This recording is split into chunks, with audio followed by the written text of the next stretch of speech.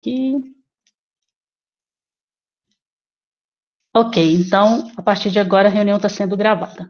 Então, colegas, meu nome é Heloísa, eu sou docente aqui no campus Unai, sou docente na área de medicina veterinária.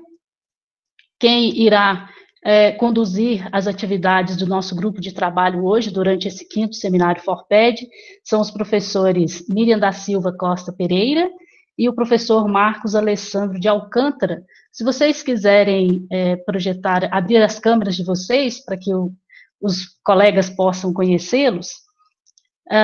Então, como eu vinha dizendo, né, é uma oportunidade aí para que os docentes, os colegas, possam debater com os nossos 2 palestrantes sobre as experiências que foram bem-sucedidas no semestre aí no 2020/5, no ensino remoto emergencial, e tendo em vista que essas reflexões, essas discussões, essa troca de experiências, possa orientar os docentes no planejamento de suas aulas para o próximo semestre, não é? Então, é isso. Miriam e professor Marcos, gostaria que vocês abrissem as suas câmeras só para os colegas poderem conhecê-los, se possível, por gentileza. A minha já estava ligada. Ah, é? Então, peraí. Então, deve ser eu aqui, né? A minha forma aqui de meu layout. Ok.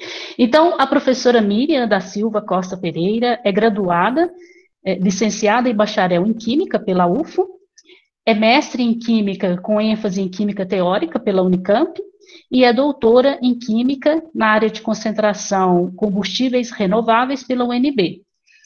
A professora Miriam atualmente é professora adjunta C da UFVJM, no campus Unai, desde março de 2015, e atua nos cursos de bacharelado em Ciências Agrárias, Agronomia, Engenharia Agrícola e Ambiental, Medicina Veterinária e Zootecnia. Ela desenvolve projetos na área de educação, na área de ensino de química e recursos didáticos. O professor Marcos Alessandro de Alcântara é graduado em fisioterapia pelo Centro Universitário de Caratinga, com especialização em ergonomia aplicada à saúde do trabalhador pela PUC de Minas Gerais. É mestre em ciência da reabilitação, com ênfase em desempenho motor e funcional humano pela Universidade Federal de Minas Gerais, e é doutor em ciências da reabilitação pela UFMG também. Atualmente é professora adjunto do Departamento de Fisioterapia na Universidade Federal do Vale do Jequitinhonha, na nossa universidade, no campus Diamantina. Os projetos desenvolvidos pelo professor Marcos se baseiam na compreensão da saúde como um construto complexo, não linear e multifatorial. Suas pesquisas se aplicam à saúde pública, com ênfase na saúde do trabalhador e reabilitação músculo-esquelética. É professor da pós-graduação em reabilitação e desempenho funcional. Então, eu gostaria de passar a palavra para a professora Miriam, para ela fazer as suas considerações iniciais, depois, na sequência, ao professor Marcos, também para suas considerações iniciais, e depois gostaria que a professora Miriam iniciasse a sua exposição dentro de um intervalo aí de 10 a 15 minutos, e depois, na sequência, o professor Marcos. Boa tarde, professora Miriam, fique à vontade. Olá, boa tarde. Boa tarde a todos que estão presentes. Primeiramente, eu gostaria de agradecer à professora Heloísa pelo convite, também agradecer à Comissão FORPED por ter nos convidado para a gente compartilhar um pouco das nossas vivências nesse ensino remoto emergencial, né? Creio que cada professor aí tem experiências a serem compartilhadas, e que com certeza está sendo já bem proveitoso, já quem participou da mesa redonda aí no início de hoje, né, da programação do FORPED de hoje, já está sendo bem proveitoso, e eu creio que assim será até dia 17. Obrigada.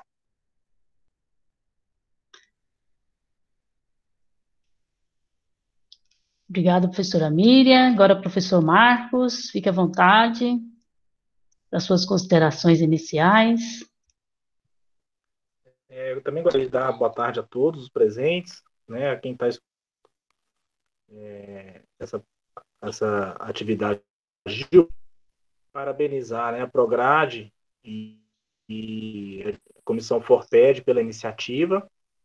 Realmente, como eu falava antes, né, nos bastidores, aí, esse momento que a gente está vivendo aí, emergencial, nós temos muito a aprender com as trocas de experiências, com experiências exitosas, e é um prazer poder contribuir pelo menos um pouco e poder aprender, né, também com os nossos colegas. Espero que a tarde seja proveitosa, assim como o evento também. Muito obrigado pelo convite mais uma vez.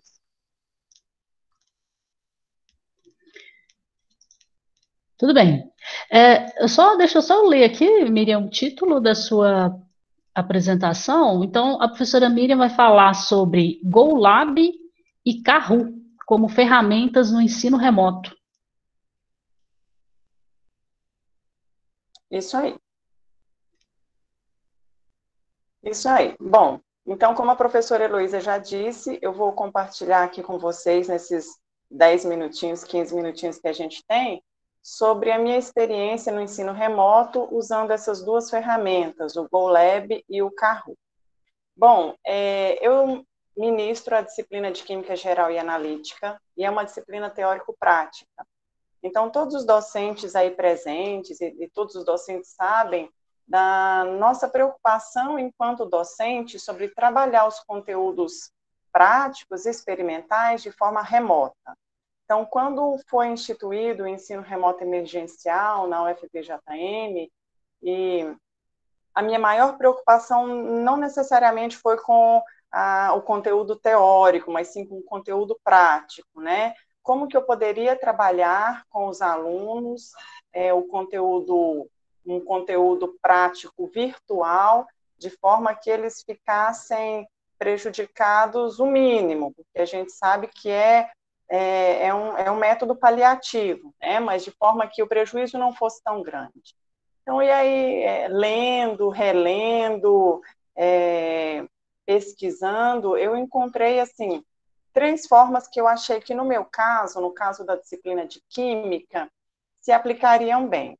Então, foram as videoaulas experimentais, que existem, né, inúmeras videoaulas da USP, da Unicamp, de universidades do exterior, tem inúmeras videoaulas experimentais, e aí eu estou falando no contexto da Química, mas também, né, tem de inúmeras áreas que eu cheguei a usar. E os 2 laboratórios online, que são os laboratórios remoto e laboratório virtual. Até então eu não sabia a diferença. O laboratório remoto, ele é diferente do virtual. O laboratório remoto é quando você faz uma marcação, um agendamento pela internet, e aí naquele horário agendado você consegue acessar um laboratório remoto que está instalado em alguma universidade, em algum instituto, e aí você consegue fazer a coleta de dados. Esse seria o laboratório remoto. E o laboratório virtual, que foi o que eu usei, o que eu optei por usar com os alunos. O laboratório virtual, você faz todas as manipulações, todas as simulações que faríamos no laboratório físico, presencial, a gente faz de forma virtual. Eu vou até compartilhar com vocês um experimento, eu fiz vários com os alunos, eu vou até compartilhar com vocês um experimento para vocês verem como que funciona no caso da Química, né? Então, vamos lá. Esse GoLab é uma plataforma que ela é depositada na Europa, os principais gestores estão na Holanda, Suíça e Alemanha. Então, pesquisando, eu encontrei essa plataforma e eu achei uma plataforma bem, bem abrangente. Ela trabalha com educação na área STEAM, que é de ciência, né, tecnologia, engenharia e matemática. Então, se porventura tiver docentes dessas áreas, né, dessas grandes áreas, eu aconselho a dar uma olhada no GoLab, porque com certeza vocês vão encontrar laboratórios virtuais, ou alguns laboratórios remotos, ou alguns aplicativos que são dinâmicos, interativos e que dá para ser bem trabalhado nesse contexto virtual que a gente tem vivido e que eu acho que vai ser uma tendência, né? Vai ser uma tendência. Bom, diferentemente, eu não sei quem assistiu aí a mesa redonda anteriormente, o professor Carlos falou sobre a questão de dar aulas, 2 horas de aulas consecutivas, né? E aí, as minhas aulas são assim, né? Eu ministro 2 horas de aulas consecutivas, 2 horas na terça e 2 horas na quinta. Mas não são 2 horas da professora Miriam falando, né? São 2 horas onde eu intercalo conteúdo teórico, exercícios, correção de exercícios, e eu faço a inserção desses laboratórios virtuais. Então, assim, para vocês terem uma ideia, eu vou mostrar para vocês uma prática desse laboratório virtual, só para vocês verem como que funciona. Parece que a professora Heloísa já até colocou o link aí para vocês, né, para acessarem. Já estão vendo? Parece que ainda não, né? Ainda não, Miriam. Deixa eu só tentar mais uma vez. Se não der certo, pode ser questão da internet. Apareceu para vocês? Não, ainda não. Ah, agora sim, agora carregou. Peraí, tá terminando. Ah, Sim, agora sim. sim, então tá. Então, é só para quem, porventura, ainda não usou o laboratório virtual, eu aconselho a usar. Nesse GoLab, ele tem também muito conteúdo voltado para a área de genética, tem conteúdo voltado para a área de circuitos elétricos, né, que aí abrange bastante o pessoal das engenharias. Então, aí cada um vai se adequando, se adaptando. Esse modelo que eu vou mostrar para vocês é algo que a gente, num laboratório de química, faz. Então, aqui é preparo de solução. Então, a gente sabe que quando a gente vai fazer inúmeras análises no laboratório de química, a gente sempre está trabalhando com alguma solução. Solução ácida, solução básica, solução concentrada, solução diluída. Então, a gente sempre está trabalhando com solução. E solução a gente usa para fazer diversas análises. Análise de material de origem animal, análise de material de origem vegetal, né? Então, é um tema bem abrangente que abarca todos os cursos que a gente tem no ICA. E aí, como a gente não tem, nesse período emergencial, a gente não teve como acessar o laboratório físico, a gente veio para o laboratório virtual. Então, só para vocês verem como que funciona. Aqui, por exemplo, eu escolho um reagente, por exemplo, sulfato de cobre, né? Aí a gente adiciona o sulfato de cobre, que é o soluto. Quando você mexe nessa torneirinha aqui, você adiciona solvente, não é? Você retira a solução, você pega o medidor de concentração, você mede a concentração da sua solução, e aí você pode fazer as alterações que forem necessárias. E isso a gente realiza na prática, né? Por exemplo, aqui a gente controla a evaporação, se a evaporação está existindo, se ela não está.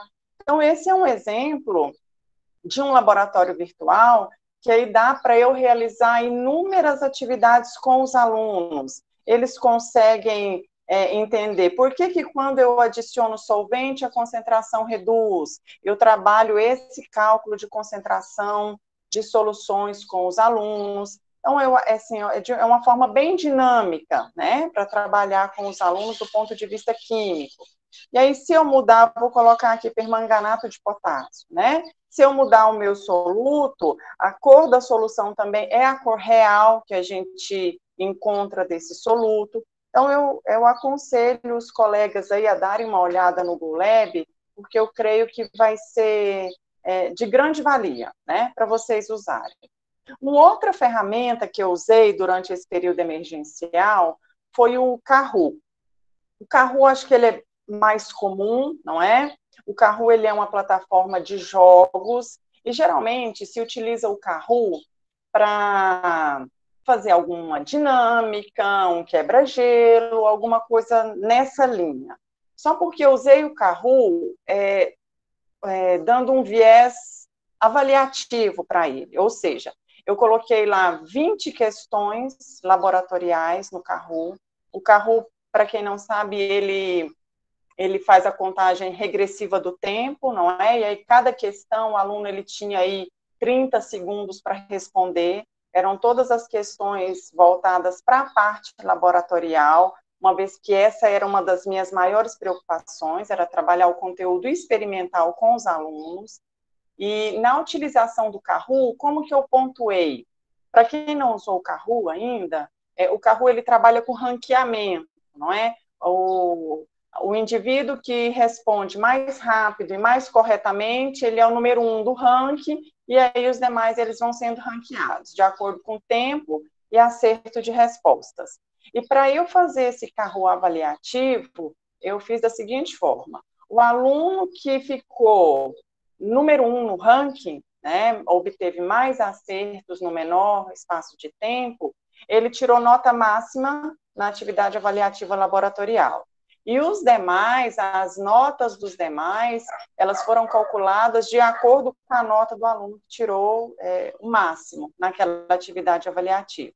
Então, eu achei que foi uma atividade interessante. Por que eu estou falando dessa atividade avaliativa do Kahoot?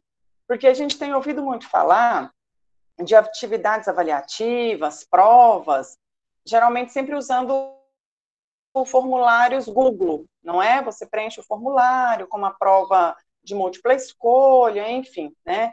E realmente, eu também usei esse método avaliativo, mas para incrementar, para dar uma dinamizada nesse método avaliativo, eu usei o Kahoot. Então, uma dica, se alguém também for usar o Kahoot de forma avaliativa, não fazer aquele Kahoot simultâneo. O que é o Kahoot simultâneo? Todo mundo faz ao mesmo tempo e o professor vai projetando as questões.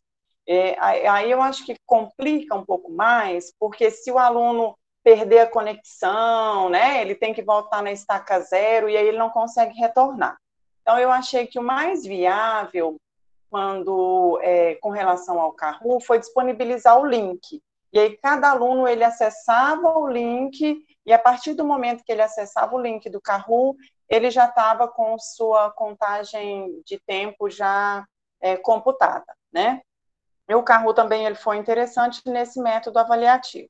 Então, durante esse ensino remoto emergencial, essas duas ferramentas, elas me auxiliaram, enquanto docente que trabalha com conteúdo experimental, elas me auxiliaram no trabalho desse conteúdo, né, desse conteúdo de química.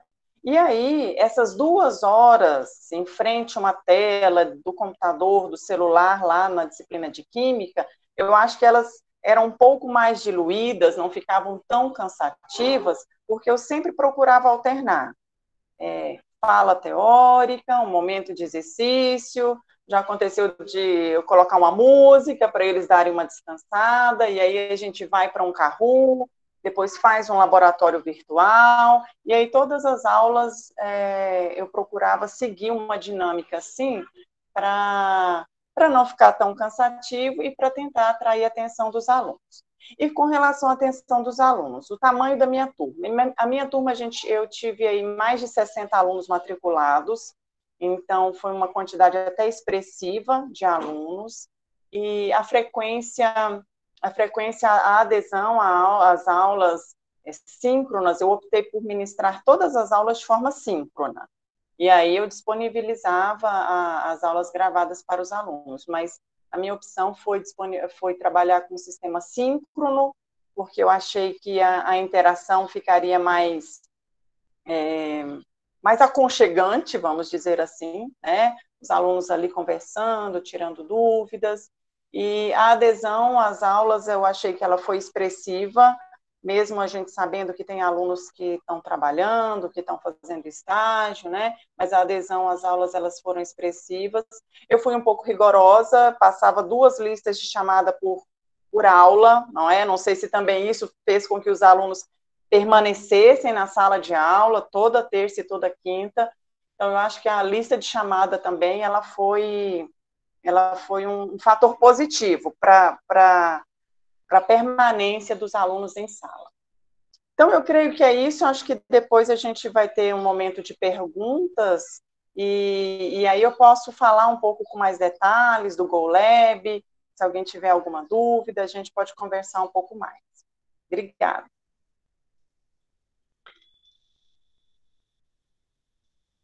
Ok, professora Miriam, muito obrigada.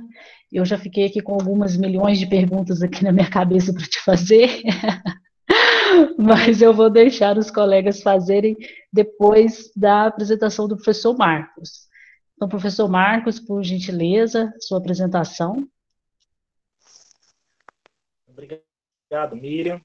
Obrigado, Heloísa. Eu vou compartilhar minha tela com vocês.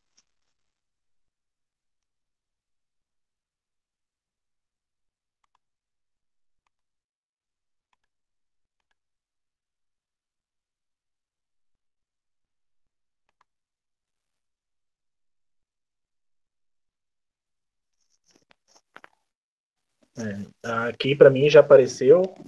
Todo mundo consegue me ouvir bem? Vocês estão conseguindo ver a imagem? Tudo certo, professor? Joia. Ótimo. Eu estou com duas contas logadas aqui na sala, porque em uma eu vou conseguindo interagir mais com você, outra para apresentação. Aliás, acho que essa foi uma das maiores dicas que eu tive num dos cursos que a gente promoveu na fisioterapia para administrar, né, o Google Meet. Entrar com duas contas facilita muito, até porque se uma cai, você na outra.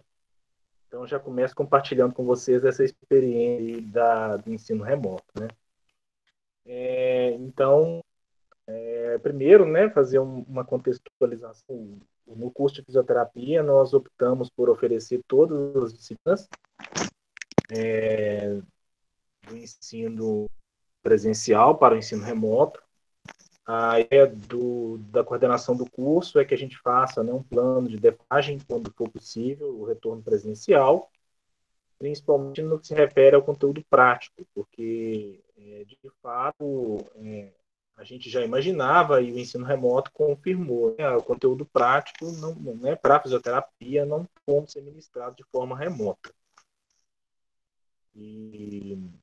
E também, né, a gente percebeu uma certa dificuldade de interação com os alunos, mas de tudo, né, o saldo, agora que a gente está chegando ao final do período remoto, saldo, conversando com a coordenação, com os outros docentes, a gente tirou um positivo.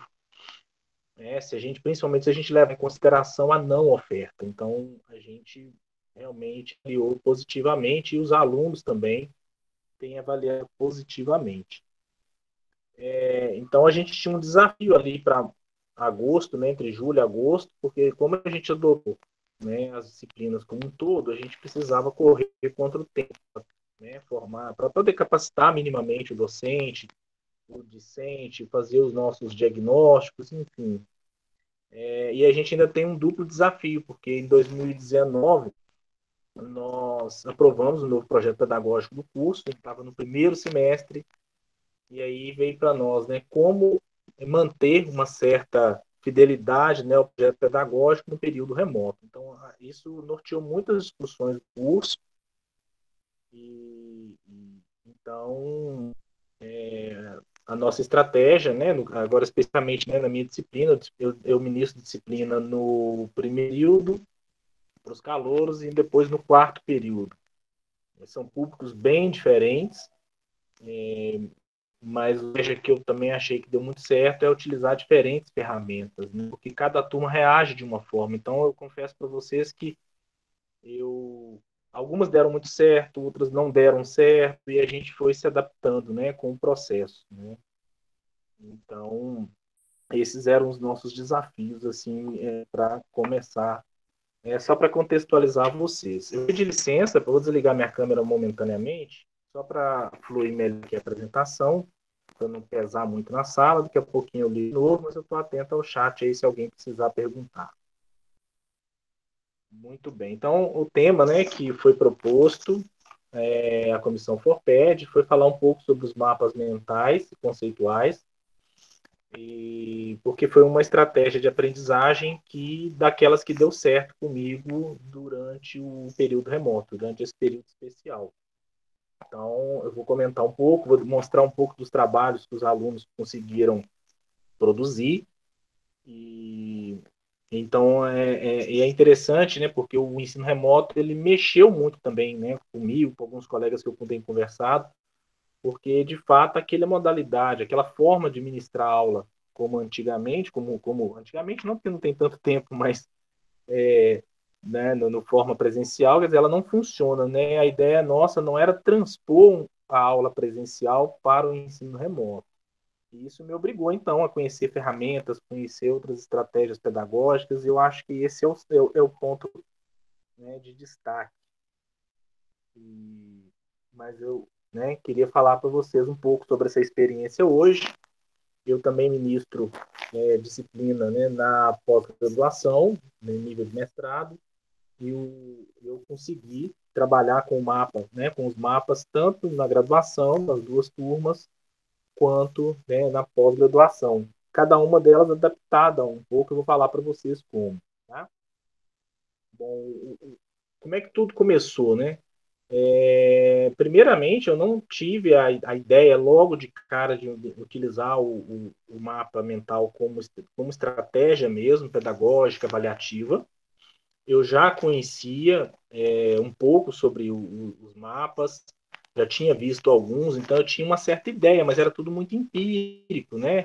E assim eu comecei, mas foi mais como estratégia realmente didática, né? Então, como que a gente trabalhou nas nossas disciplinas na fisioterapia?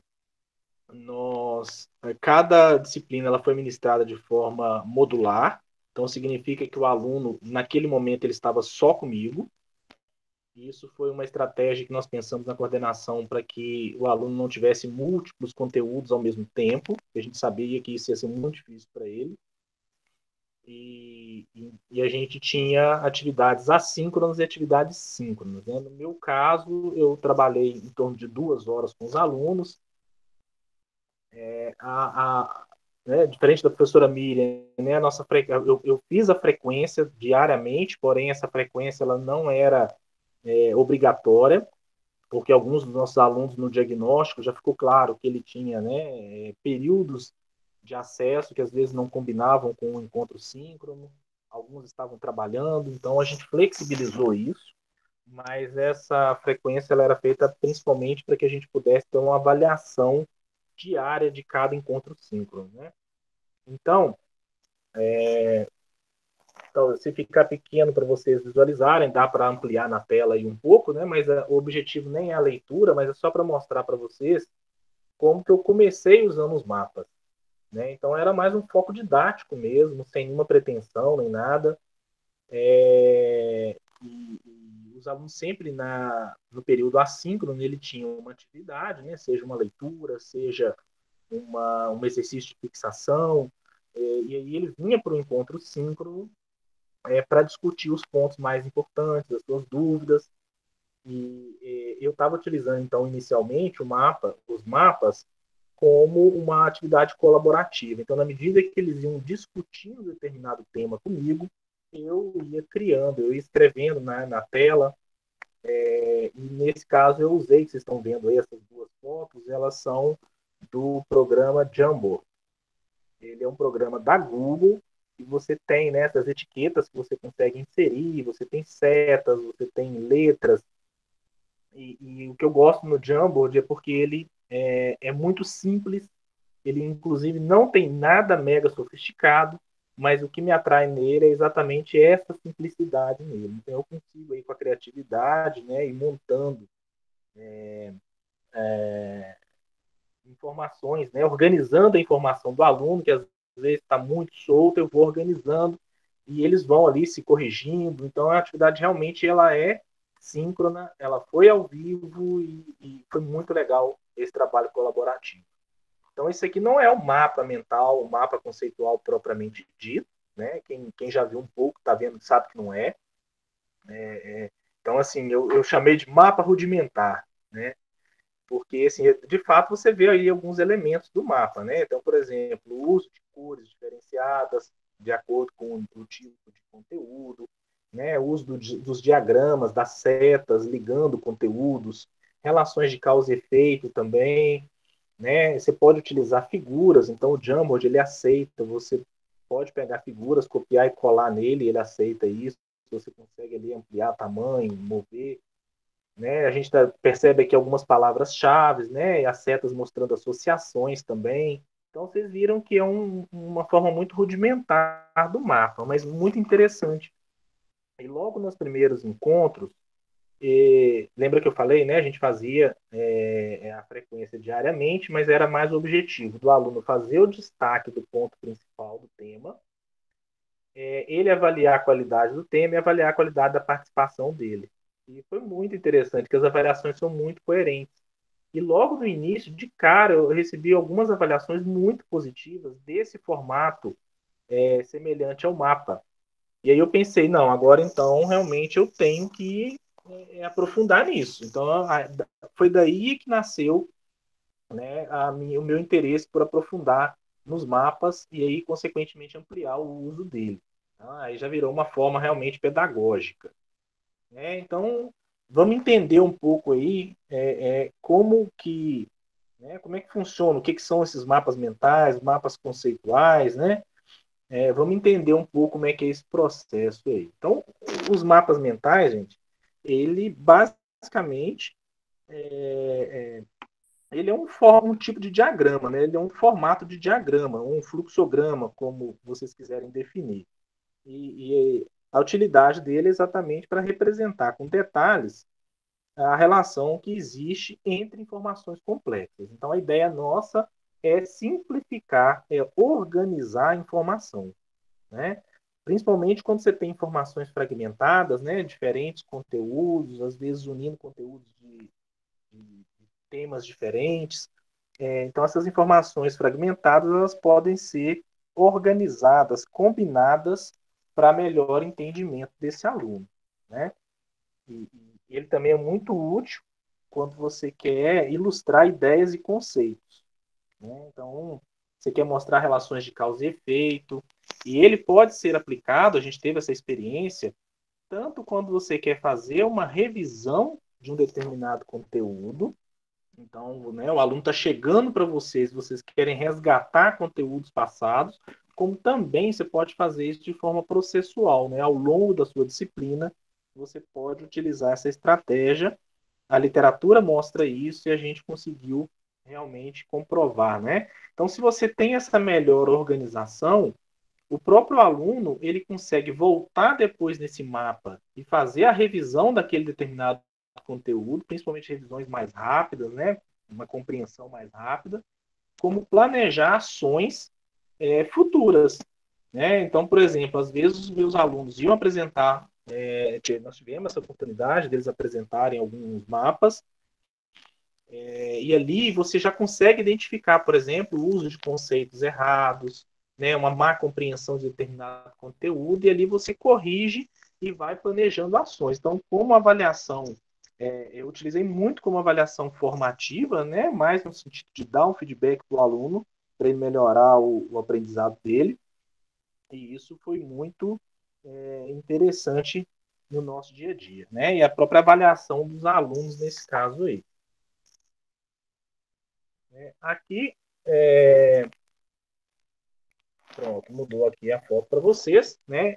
Esse mapa que eu estou mostrando para vocês aí, ele foi feito por um grupo do primeiro período do curso de fisioterapia, onde inicialmente a gente discute um pouco o processo, né, de saúde funcional, né? Como que acontece, né, a perda funcional das pessoas, por que esse tema é importante, né? O que está acontecendo, o envelhecimento da população, mudança de hábitos de vida. Então, assim, são temas muito fragmentados no sentido assim, são várias ciências, né, que discutem, cada uma com um olhar esse tema. E aí né, depois das discussões e da leitura prévia, eles entregam essa atividade, né, que foi feita com eles.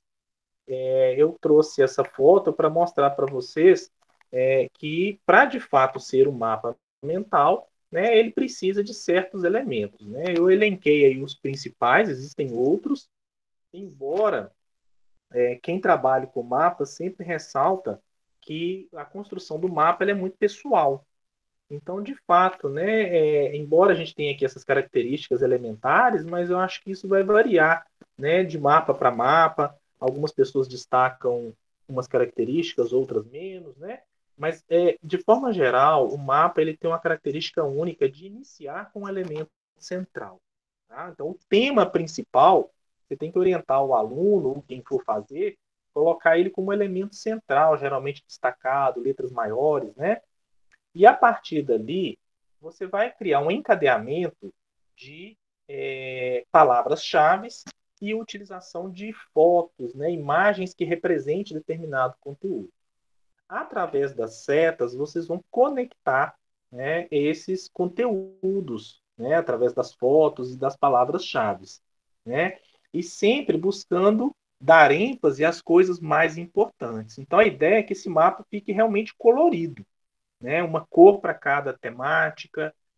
Você pode utilizar setas mais largas nos nodos, né, nos nodos iniciais, como se fosse uma árvore, né, com os troncos maiores e depois ir ramificando. Então, essas são as características principais de um mapa mental, né? E eu vou mostrar para vocês aqui, né, como é que eu orientei meus alunos, como é que era construída a atividade com ele. Eu acho que isso é um elemento importante para quem né, tem a intenção de trabalhar. Então, eu utilizei o Google Sala de Aula, né, para as minhas disciplinas, e dentro da atividade, né, eu criava lá uma atividade, né, chamada de mapa mental. Nela, eu deixava uma instrução, então, assim, no Classroom, sempre, como não tem a interação, né, que é o que a gente perde com o ensino remoto, quanto mais informações a gente dá, mais compreensível fica para quem está lendo. E eu utilizei de novo o Jumbo. No Jumbo, ele é como se fosse, né, um PowerPoint, e eu criei uma tela, né, um slide para cada grupo. Então, o aluno clicava naquele link que vocês estão vendo, né, aqui no meio, e aí ele era direcionado para o Jumbo. Ele não precisa nem instalar esse aplicativo para vocês terem ideia, ele é muito simples de usar. Os grupos localizavam o seu próprio slide, então ele ia fazer o mapa mental e depois ele poderia colar como foto ou criar o mapa mental no próprio Jumbo. Tá? Depois eu vou falar um pouquinho sobre os softwares que existem, os principais pelo menos. Então era dessa forma. Então esse Jumbo ele já era compartilhado com os alunos, né, liberado para edição deles. Claro que vale, né, a orientação para os alunos tomarem cuidado para não editar a tela do colega, e eu confesso para vocês que eu fiz várias vezes e nunca tive problema disso. O Jamboard, então é isso aí que vocês estão vendo, essa tela branca aí, eu deixava aqui inicialmente, né, as etiquetas coladas só com uma informação de orientação inicial, e junto com essa orientação inicial, pessoal, eu deixei um vídeo que eu importei do próprio YouTube, né? Eu criei pouquíssimos vídeos, existe muito material interessante no YouTube. Então eu tinha informação escrita, orientava isso no encontro síncrono, né? E deixava um vídeo para eles assistirem. Né? E aí, no mesmo tema daquele slide que eu fiz no anterior, né? Que era a transição epidemiológica, vocês estão vendo agora o outro grupo. Né? Então, outro grupo aí, quem tiver pequeno, como eu falei, você consegue, né, ampliar na tela aí para facilitar o uso, para facilitar a visualização. Então, vocês veem aí, olha, o emprego de cores diferentes para cada temática, as setas ligando, né? E aí, o grupo, no próximo encontro síncrono, ele ia explicar. Né? A gente sorteava alguém para fazer com que todos pudessem estudar sobre o mapa, sobre o tema, e aí eu sorteava na hora uma pessoa para poder explicar a lógica desse mapa. Então foi dessa forma que a gente construiu todas as atividades. Né? Então essa é a questão do mapa mental. Né? Eu trouxe aqui essa separação do mapa conceitual, porque se você começar, quando a gente começa a ler um pouco, você vai ver que são várias nomenclaturas, sabe? São variações da mesma coisa. Claro que alguns conceitos são um pouco diferentes, né? Mas os termos que a gente vê aí são mapa cognitivo, modelos cognitivos, modelos mentais, tempestade de ideia, né? O tal brainstorm, mapas conceituais, são variações do mapa mental, cada um com a sua particularidade, mas como eu encontrei muitas vezes, né?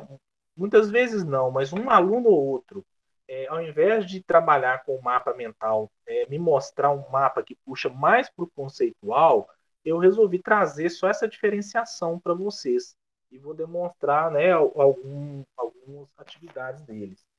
Então, o mapa conceitual, né, ele é uma representação gráfica também, né, mas agora o foco não é mais palavras-chave, né, é mais de conceitos. Então, é a representação gráfica de um conjunto de conceitos, né, e eles precisam ser construídos de uma forma de que um conceito esteja relacionado entre eles, ou melhor, que essa relação entre eles fique muito evidente, né? Então, essa é que no mapa mental eu vejo palavras-chave e fotos figuras, agora é mais conceitual.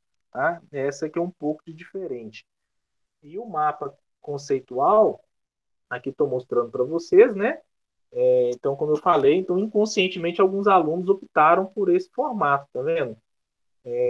Aqui eu vejo pequenas frases e conceitos, né, marcados. Então, esse é que você vê que ele já é um pouco diferente, né, daquele mapa mental que eu tinha mostrado aqui agora, né, um pouco antes. Né, antes de passar para frente, eu vou voltar um slide aqui, só para registrar, né? Então, nesse caso, o mapa conceitual, ele também, o elemento central, ele é o tema principal. Os conceitos precisam ser colocados em retângulos e as frases que vão derivando desses conceitos é que, né, vão sendo relacionadas entre si. E uma coisa importante, que eu acho que aí talvez seja a principal diferença do mapa mental e conceitual, é que o mapa conceitual ele valoriza como ponto de origem um conhecimento prévio. Então, você pode pensar como avaliação processual ao longo da sua disciplina. Né? O aluno inicia o mapa conceitual com conhecimento prévio, um período anterior, uma disciplina anterior, e você, a cada conteúdo, ele vai montando esse mapa conceitual até ele chegar no final e apresentar o que ele entendeu da disciplina como um todo. Então, eu não fiz essa estratégia, mas eu estou pensando isso para o próximo semestre e provavelmente a gente vai continuar aí no ensino remoto, né?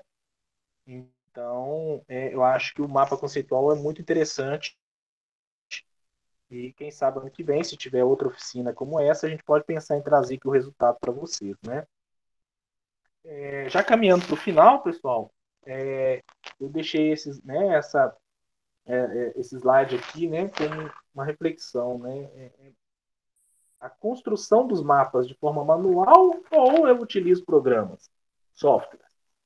Porque assim, eu não tive nenhuma situação, mas é perfeitamente cabível, inclusive é reconhecido, né, a modalidade manual. Né? Na minha turma, os alunos conseguiram se organizar, seja na atividade individual ou em grupo, então ninguém fez manualmente, mas é uma modalidade reconhecida, né? Desde que ela, né, mantenha aquelas certas características que eu citei para vocês, não há problema nenhum, né? Se a pessoa não tem uma conexão boa, faz, tira a foto e compartilha, né, no Google Sala de Aula, que vai funcionar do mesmo jeito. Né? Eu acho então que a questão é valorizar a estratégia pedagógica, não a ferramenta tecnológica nesse caso, né? Então, eu encontrei essa foto aqui nas imagens do Google, né, que ela representa muito isso, né? A pessoa olhando e ela mesma, né? Foi colando etiquetas, desenhando, rabiscando. Então, é uma forma das pessoas estudarem. Eu já vi muita gente, principalmente se preparando para o vestibular, usando, né, esse formato de mapa. Mas existem sim os programas que são interessantes para poder fazer, então até porque ele já está lá, você só vai a construção do mapa já é pré-pronta, você só vai alimentando ele com informações. Né? O mais conhecido atualmente é o MindMaster. Ele é um programa, ele é um software que você tem que fazer, né, um cadastro. Ele utiliza, né, a Google, ele tem interface com o Google. Então, é bem simples de fazer o cadastro.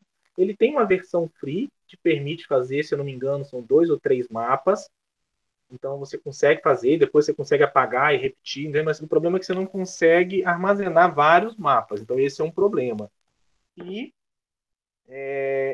Um grande problema do MindMeister é que ele limita compartilhar, né? Se você tem a conta free, você não consegue exportar automaticamente. Então, eu vi meus alunos, por exemplo, alguns driblaram isso, né? Eles tiraram print da tela, mas enfim, não foi uma orientação minha, mas alguns fizeram, né, essa estratégia. Outros alunos já utilizaram esse segundo software aqui, que é o GoConquer. E ele também, esse aqui eu achei das versões free o melhor, porque ele é muito simples, é muito intuitivo. Os nodos que ele vai criando já são coloridos, né? Você consegue editar isso também, você consegue inserir fotos, né? E ele te permite exportar como foto. Então, quando você exporta como foto, você pode salvar aquilo e guardar. Então, eu achei bem bacana isso.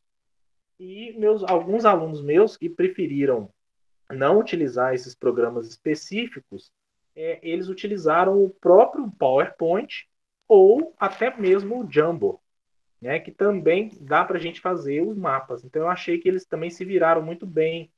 O PowerPoint, porque é um software que a maioria dos computadores já tem ele, né?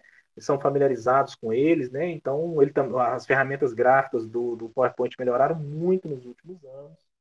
Então, eu destaquei esses três aqui, mais o Jamboard seria o 4.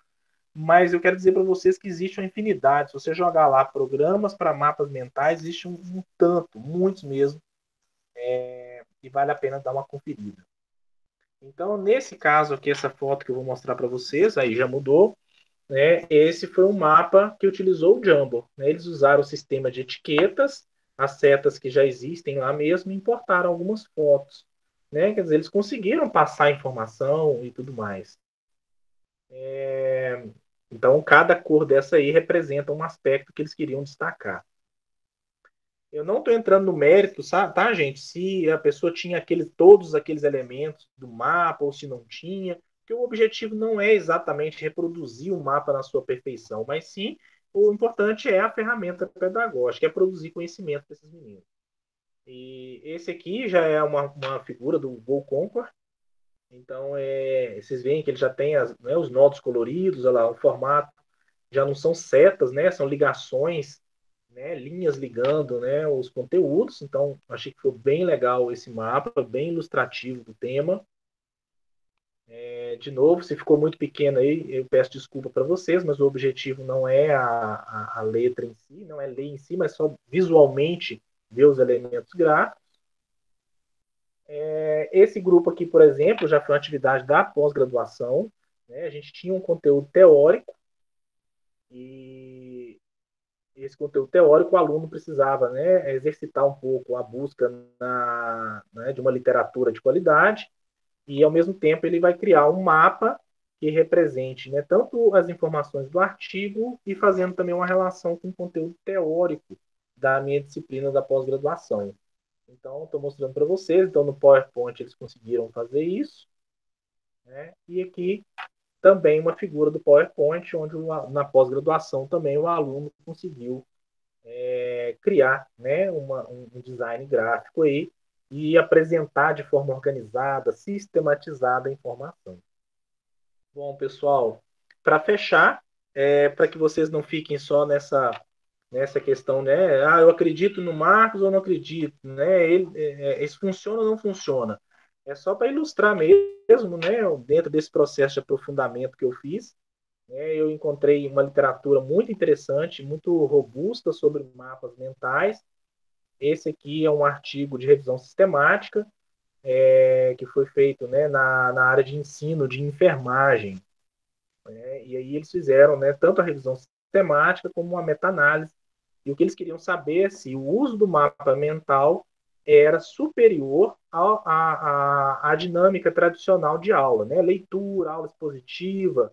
E o desfecho que eles queriam saber se realmente melhorava era o pensamento crítico, que para nós da área da saúde é muito importante. Provavelmente deve ser para a área de vocês também.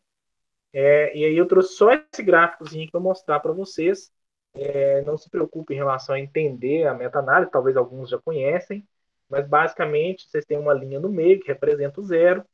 Para a esquerda seriam os experimentos, que seriam as aulas tradicionais, e para a direita do zero seria o uso de mapas mentais junto com a aula. Então, vocês estão vendo ali, de pontos verdes, ele representa a média de um instrumento para avaliar pensamento crítico, e vocês estão vendo que as médias estão todas à direita do zero. Portanto, né, favoráveis ao uso do mapa mental. Então, comprovando que, de fato, é uma estratégia pedagógica que tem relevância científica também. Além de ser muito interessante, ela tem força científica para dizer que eu posso usar, que deve dar certo. Bom, pessoal, agradecer mais uma vez a participação. Talvez eu tenha me estendido um pouco mais, mas eu dizer que a gente está junto aí, todo mundo na luta, aprendendo, às vezes a gente erra, mas juntos a gente fica mais forte, tá? Obrigado mais uma vez aí para todos. Professor Marcos, muito obrigado pela sua apresentação, foi muito interessante aí ver os seus resultados. Eu vou permitir os professores, então, abrirem o seu microfone e já deixarem suas perguntas. Eu tenho algumas aqui, mas eu queria que os professores, então, que começassem aí, tanto para a professora Miriam quanto para o professor Marcos, com as suas questões. Aí, os participantes, fiquem à vontade, pessoal, pode abrir o microfone, fazer a pergunta, se quiser abrir a câmera também, fiquem à vontade. O objetivo aqui é promover mesmo essa interação aí entre todos.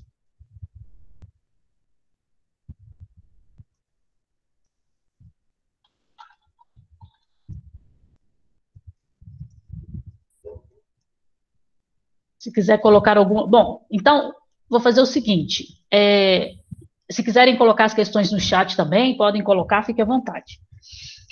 Eu vou fazer uma pergunta à professora Miriam.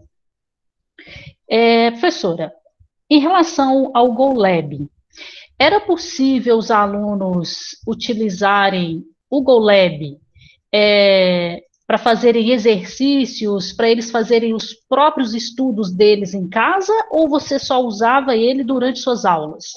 Por exemplo, se o aluno, eu quero chegar em casa não, porque ele já está em casa, mas depois da aula eu quero acessar o GoLab e eu mesma fazer as reações, adicionar lá o cobre, depois o permanganato, e eu quero ver o que acontece.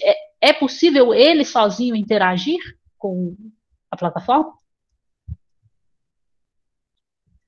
Isso, professora Heloísa. Então, eu trabalhava com eles em sala, laboratório virtual, para orientá-los como que eles deveriam usar esse laboratório virtual e deixava já como se fosse uma sequência didática para eles trabalharem em casa.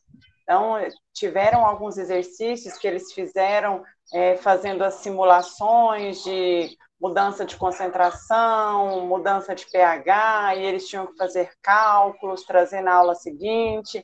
Então, eles conseguem, sim, manipular normalmente. Mas, primeiramente, eu fazia em sala de aula para eles visualizarem como que era usado, né? No GoLab também tem a parte de game, e aí, às vezes, eu usava alguns games com eles, e o bom é que já são games prontos e já do conteúdo que eu trabalho, né? Conteúdos de química. E aí, a utilização de game em sala de aula também dinamizava, uma vez que, como eu disse no início, eu trabalho, né, as 2 horas consecutivas, então eu preciso ir sempre diversificando para não ficar tão pesado, né? E eu vou fazer só um esclarecimento. No início eu falei das chamadas, né, que eu sou rigorosa e faço 2 chamadas por aula, mas aqueles alunos que não podiam participar, não é que eles recebiam falta, mas eles tinham que me justificar por e-mail. Aí eu acho que isso ia dar um pouco de trabalho para eles, então acabava que forçava os alunos a participarem, a estarem presentes durante o momento sim. Entendi. Bom, então muito legal saber que o aluno podia interagir com o sistema. Acho que isso é muito importante, né? Porque às vezes ele fica ali com dúvida durante a aula, às vezes constrangido de perguntar, e aí se ele pode interagir com a plataforma depois, sem o professor, então achei muito interessante essa ferramenta nesse ponto. Bom, professora, então, todas as suas aulas, elas se tornaram teórico-práticas? Porque você fez... né? Porque você fez uma estratégia, você lançou mão aí de uma estratégia de ficar intercalando as coisas para não cansar o aluno. Eu achei isso muito interessante. Então, por exemplo, eu dou aula numa disciplina que eu tenho, né? No presencial, eu tenho aula teórica e depois eu tenho aula prática. E eu estou querendo quebrar essa estrutura e fazer aulas teórico e práticas, justamente meio que na sua linha de ficar intercalando as atividades para não cansar o aluno. Foi isso que você fez? Isso, foi. Porque realmente 2 horas de forma presencial já é cansativo, não é só o professor, né, trabalhando conteúdo teórico. E quando o sistema é virtual é mais cansativo ainda. Então, quando eu falo que eu ministro 2 horas, são 4 horas por semana, né? Eu acho que aí eu fico diluindo essas 4 horas semanais aí nessas diversas ferramentas, né? Entendi. Teoria, prática, e praticamente toda semana eu sempre trabalhava laboratório virtual. Mas aí quando eu trabalhava o laboratório virtual, aí eu não trabalhava o Kahoot, porque senão também o tempo também não era suficiente. Aí eu ia alternando de acordo com o cronograma de atividades. E aproveitando também a fala do professor Marcos, o professor Marcos falou do Jamboard. Eu achei o Jamboard excelente, eu usei o Jamboard praticamente em todas as minhas aulas. Como o professor Marcos acabou de dizer, ele é muito simples de usar, né? Eu sempre usava o PowerPoint para fazer os slides. E o PowerPoint ele tem muito recurso, e no meu caso eu acho que eu acabava meio que gastando, perdendo muito tempo com aqueles inúmeros recursos oferecidos pelo PowerPoint. E, ao contrário do Jamboard, ele é muito simples, você trabalha com notas, você vai fazendo na hora, digitando na hora, os alunos vão copiando em casa, às vezes eu fazia, os alunos faziam, então isso também dá uma dinamizada nessas aulas teóricas também. Muito legal. Mas para você usar o Jamboard, você precisou de mesa digitalizadora necessariamente ou não? Você conseguiu usar o Jamboard sem mesa? Não, sem mesa. Ah, que ótimo. Deu para usar sem mesa. Deu para usar sem mesa porque a gente vai baixando as imagens do Google e aí isso facilita muito, porque às vezes muita coisa que eu queria falar eu já pegava no Google, não precisava nem de digitar, né? Já copiava e colava uma imagem, uma equação química, já ficava pronta, isso facilita. É o que o professor Marcos disse, ele é bem simples e ele facilita o trabalho da gente, o Jamboard. Muito legal.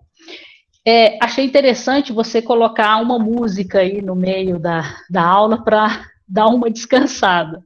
Achei válido isso, né? Porque, principalmente quando a gente começa a ler um pouco sobre neuroeducação, neurociência, né? O cérebro, ele precisa desses estímulos, né? A música, por exemplo, e aí você dá uns intervalos, assim, né? No presencial a gente tenta fazer esses intervalos, né? Acho interessante que o intervalo no remoto é uma música, né? Achei interessante isso aí. Bom, Miriam, e uma última pergunta, aqui ninguém ainda colocou no chat. Professores, o microfone está aberto. Alguém quer fazer alguma pergunta, professora Miriam? Então, tenho aqui, professor Fulgêncio. Parabéns pelas apresentações, professora Miriam e professor Marcos. Gostaria de saber se, para ministrar a parte prática da disciplina de forma virtual, houve alteração da ementa da disciplina junto à coordenação do curso ou prograde? Professor Fulgêncio, a gente precisou, aqueles docentes que ministrariam disciplinas teórico-práticas no ensino remoto, a gente precisou fazer um anexo, um adendo ao plano de ensino, né? Então, não houve alteração na ementa da disciplina, a gente não alterou o PPC da disciplina, mas a gente fez um adendo, um anexo. E creio que isso foi geral, foi obrigatório para todos os professores que ministraram o conteúdo experimental, prático. E foi isso que aconteceu na disciplina de Química. E aí eu deixei especificado nesse adendo que eu utilizaria laboratório virtual, videoaulas experimentais, como forma de trabalhar os conteúdos práticos no ensino remoto. Só completando, professora Miriam, né, o que aconteceu na fisioterapia foi o mesmo, né, foi uma regra da universidade mesmo. A gente fez uma espécie de um plano de trabalho, né, Miriam, que a gente tinha que Foi. descrever como que a gente faria as atividades práticas, e no nosso caso da fisioterapia foi o mesmo. Então, no meu caso, por exemplo, eu utilizei videoaulas para as atividades práticas, e no caso da minha prática presencial, a gente ensina procedimentos para o aluno. No caso do remoto, a gente construiu protocolos de como fazer. Então, ao invés de eu entregar para eles, eles mesmos criavam esses protocolos, assistiam os vídeos, mas para a fisioterapia isso não resolve, né? Então, a gente já tinha conhecimento dessa limitação, mas o colegiado, né, todos os professores se comprometeram, na volta do retorno presencial, ofertar ou disciplinas optativas ou algumas oficinas, em torno de 15 horas aulas, para que a gente possa exercitar esse conteúdo que não foi ofertado. Então, foi dessa forma que a gente trabalhou para garantir essa dinâmica, né, de logística mesmo, né, de abrir e fechar a disciplina como um todo, porque a nossa carga horária prática, ela é grande. Praticamente todas as disciplinas têm conteúdo prático, mas do ponto de vista da gestão também deixar várias disciplinas em aberto era um problema. Então foi dessa forma que a gente trabalhou. Então realmente não houve mudança de ementa, não vai haver, mas a defasagem vai ter que ser depois compensada na prática. Ok, obrigado, professor Marcos. Professor Fulgêncio parabeniza novamente pelas apresentações e contribuições. Bom, se algum colega mais quiser colocar perguntas no chat, fique à vontade, se quiser abrir o microfone também. Professor Marcos. Professora Heloísa? Sim, por favor. Licença. Boa tarde a todos, né? Eu gostaria de parabenizar primeiramente, né, pelas apresentações aí da professora Miriam, do professor Marcos, de poder compartilhar essa experiência conosco, né? Eu adorei, não tinha pensado nessas possibilidades, muito bom, tá? Também é bom rever você e a professora Miriam, mesmo que seja pelo Meet, né? Saudades aí de Unai. Mas eu gostaria de fazer uma pergunta para o professor Marcos. Se essa metodologia, você falou que tem uma disciplina no primeiro período e uma para o quarto, né? E também aplicou no mestrado. Como que faz essa diferença, né? Porque eu fico preocupada assim no sentido dos calouros, né? Do primeiro período. É uma preocupação eu como coordenando também o curso de nós enfrentarmos uma evasão muito alta daqui nos próximos semestres em função desses calouros, né? E eu gostaria de saber se a sua experiência com o calouro, como que foi usar essa metodologia com os calouros e se eles conseguiram, de fato, né, fazer esse processo todo de aprendizado. Obrigada.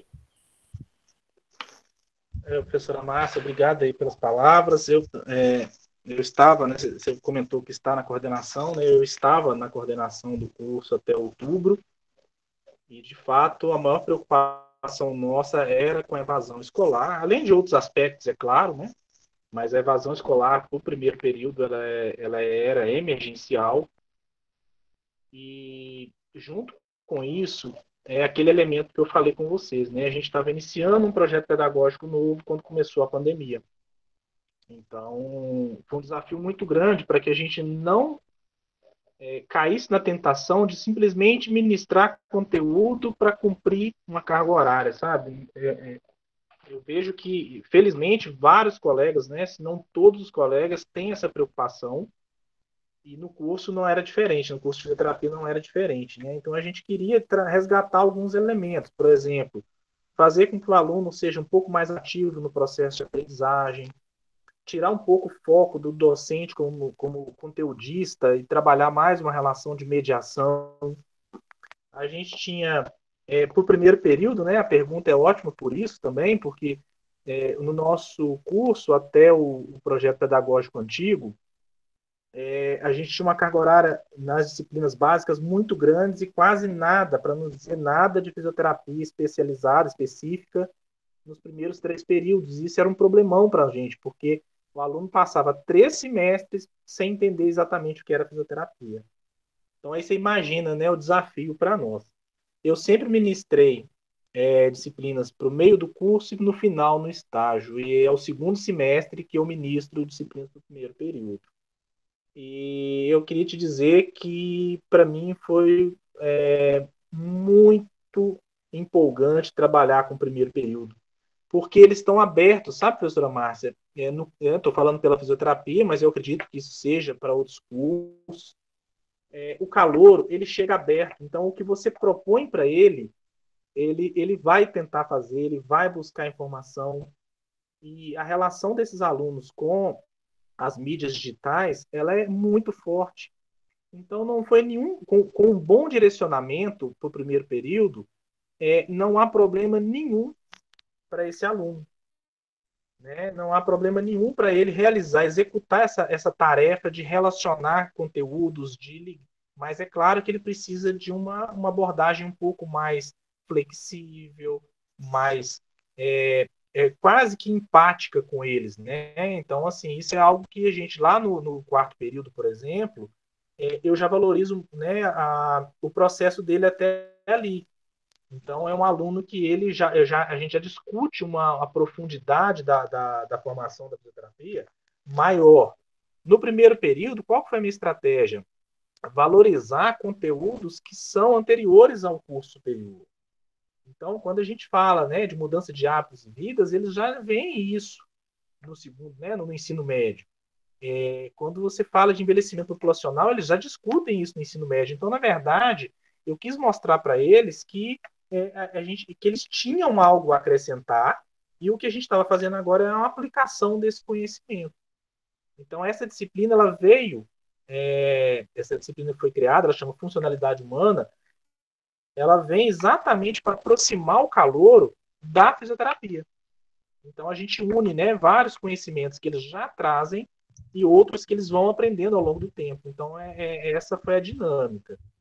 No quarto período eu comentei, né, a gente já aprofunda um pouco mais na profissão, e já na pós-graduação o foco maior era naqueles elementos, né, como uma leitura crítica de artigos científicos, né, tinha uma especificidade um pouco maior para a ciência, assim, que tem na graduação, mas lá era mais forte. Então, cada um você viu que tinha um olhar um pouco diferente.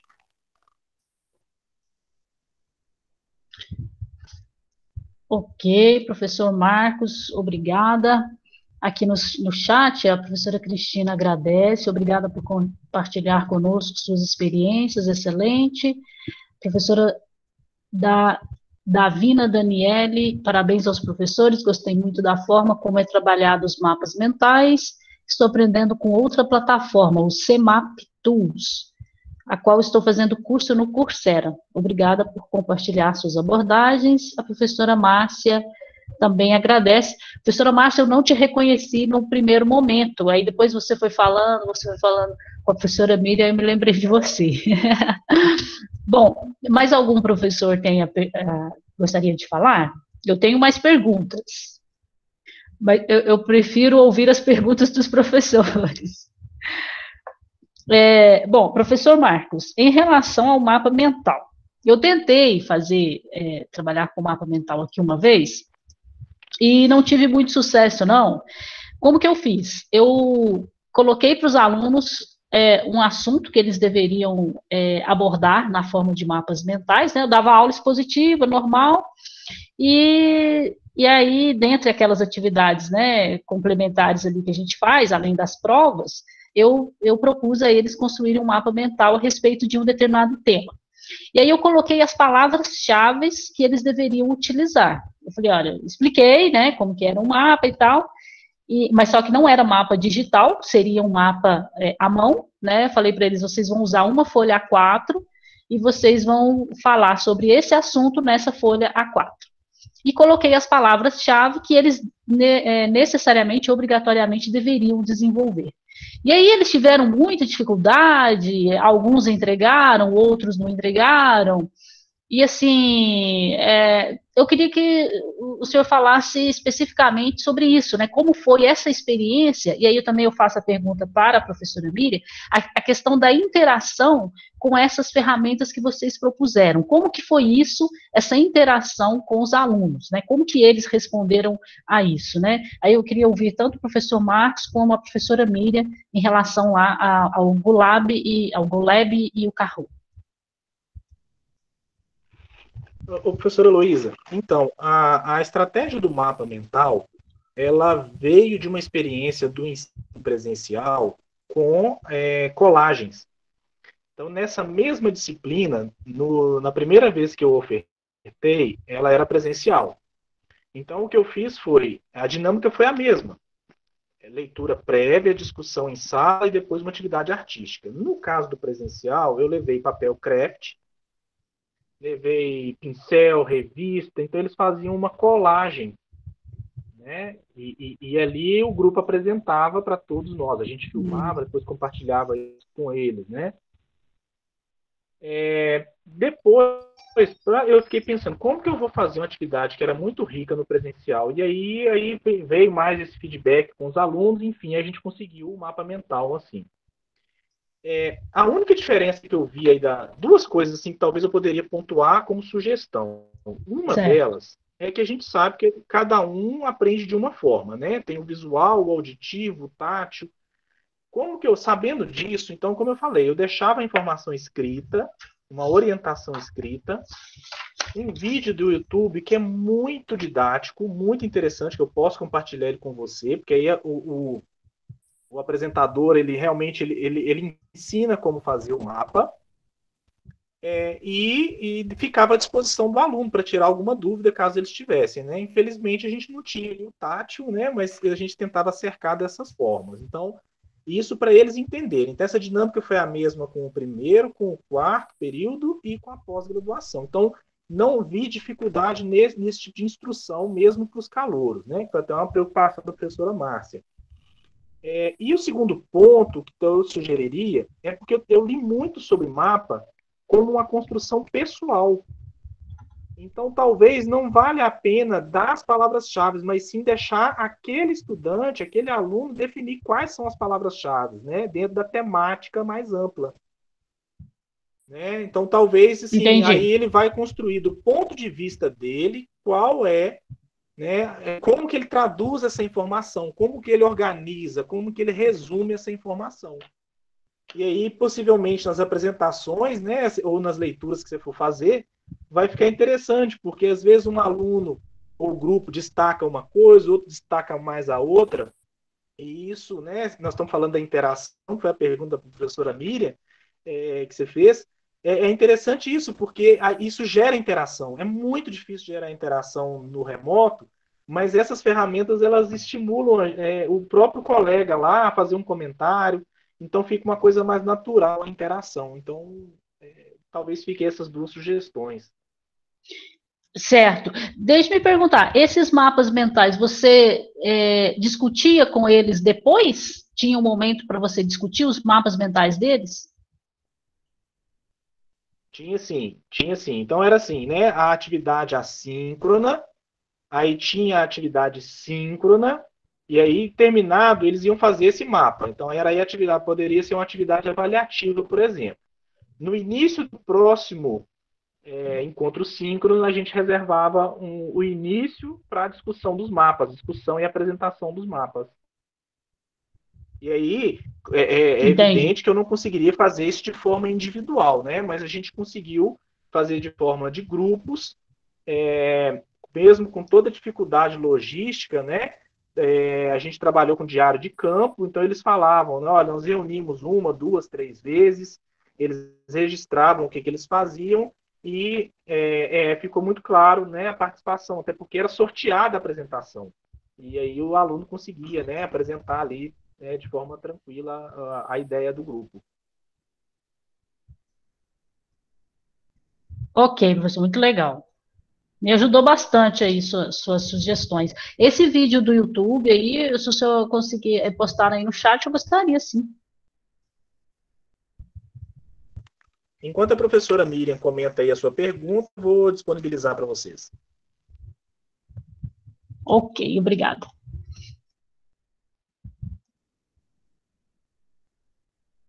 Então, professora Heloísa, você perguntou sobre a interação dos alunos, não é? Com essas ferramentas utilizadas em sala.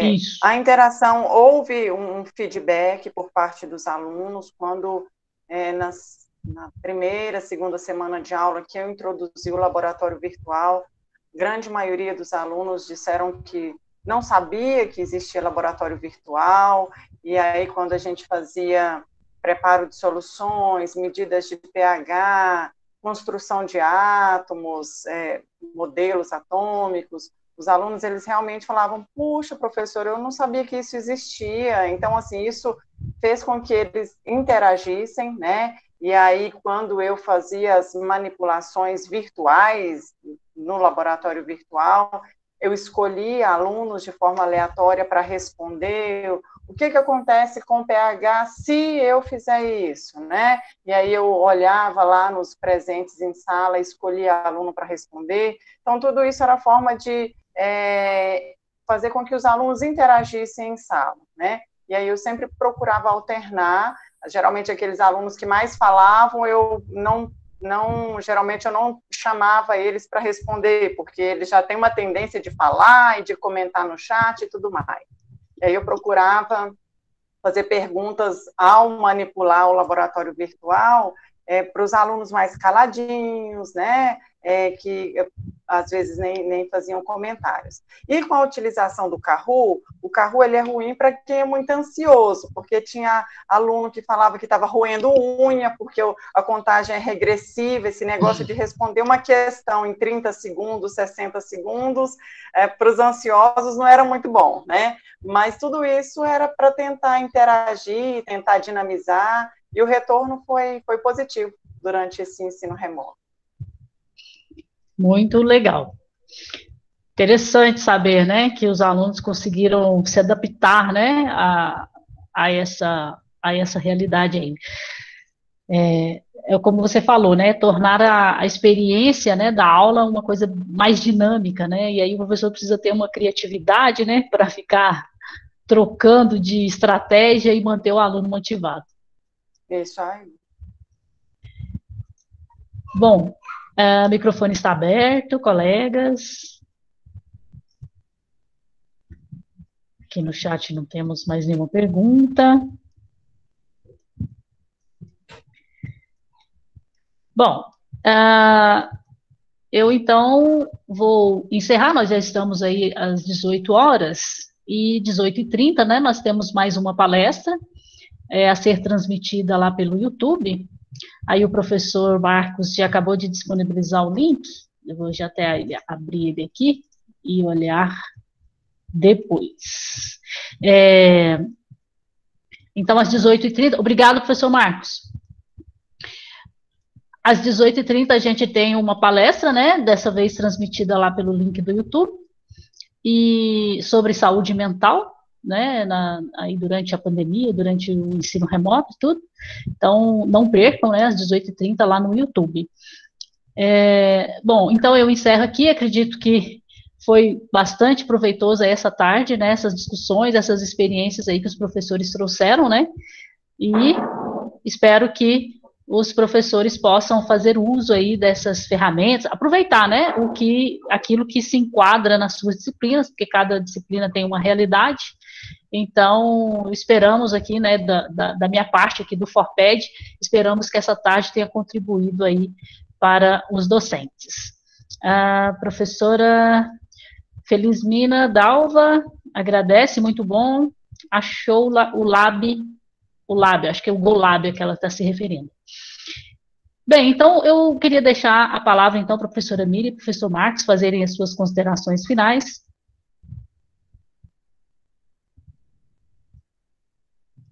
Bom, então, novamente, eu gostaria de agradecer a professora Heloísa, a comissão do Forped, pela oportunidade de poder compartilhar com vários colegas aqui as nossas experiências.